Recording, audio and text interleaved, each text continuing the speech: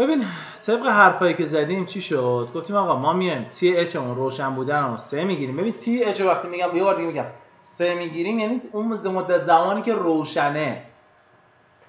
تی المون هم که مدت زمانی که خاموشه. سایکل اونم که گفتم تا 9 میتونیم انجام بدیم. من مثلا دو تا میذارم یا 4 تا میذارم. دو تا هم خب نیازی به توضیح نیست دیگه.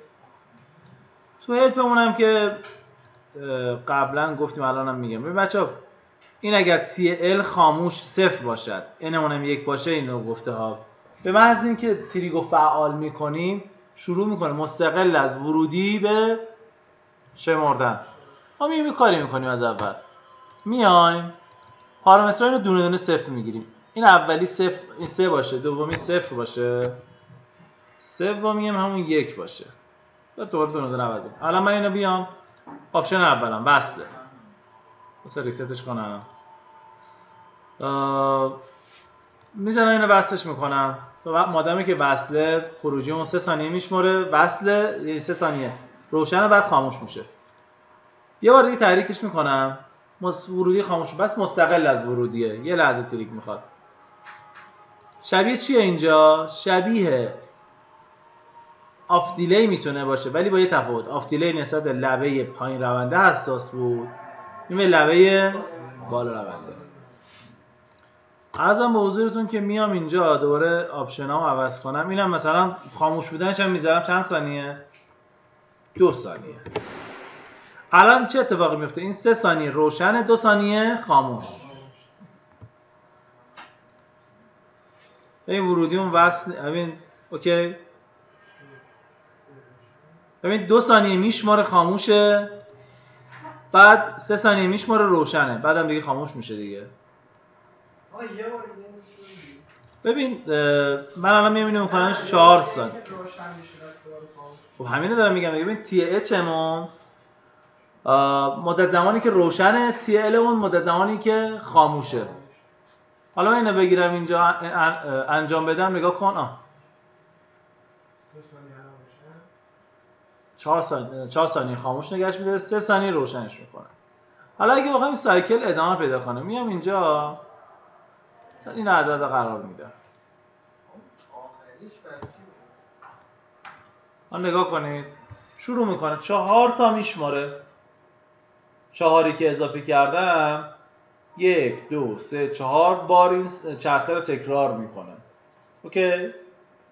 حالا من یه موقعی میخوام ببینم رو کدوم سیکلمونه، کدوم میتونم با یه تکست مسیج داشته باشم اونا، یا میتونم نه یه کانتر همونجوری که بهتون گفتم بیارم اینجا. حالا خروجی وصل میکنم. به اینجا وصل زیاد مهم نیست. میخوام فقط بشماره. حالا پارامترها رو بعدا بهتون میگم چجوریه. الان ورودی که فرق کنم خودشون تعداد سیکلی که ما میخوایم و میشماره و قطع و وصل میکنه دیگه.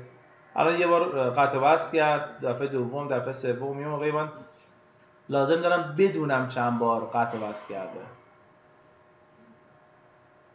حالا خود این کانتر بچه‌ها یه سری پارامتر تنظیم میکنیم، جهت‌دهی میکنیم، سری خروجی ها رو برای سری مبناها به ما میده. حالا مبحث الانمون نیست دیگه. عرضم به حضورتون که مثلا بیام اگر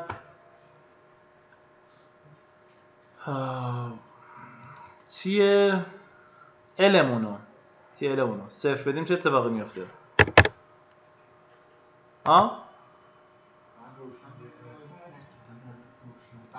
سایکل الان 4 تاست. ببینیم چه اتفاقی میفته.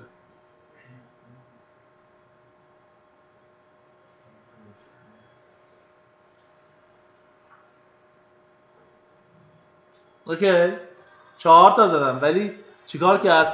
4 تا 3 ثانیه شمرد، 12 ثانیه شمرد. متوجه شدید چی شد؟ 12 ثانیه شمرد. چون تی خاموشی نداشتیم یه دفعه به اصطلاح همون داستانی که بهتون گفتم شد.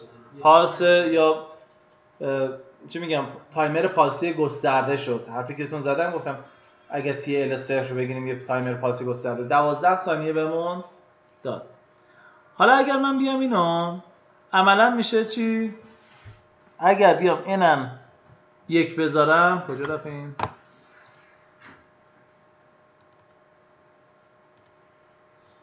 شبیه آن دیلی که مستقل از ورودی دیگه، آف دیلی که مستقل از ورودی بهتون گفتم دیگه. گفتم که آف دیلی با لبه پایین رونده کار می‌کردیم، با لبه بالا رونده.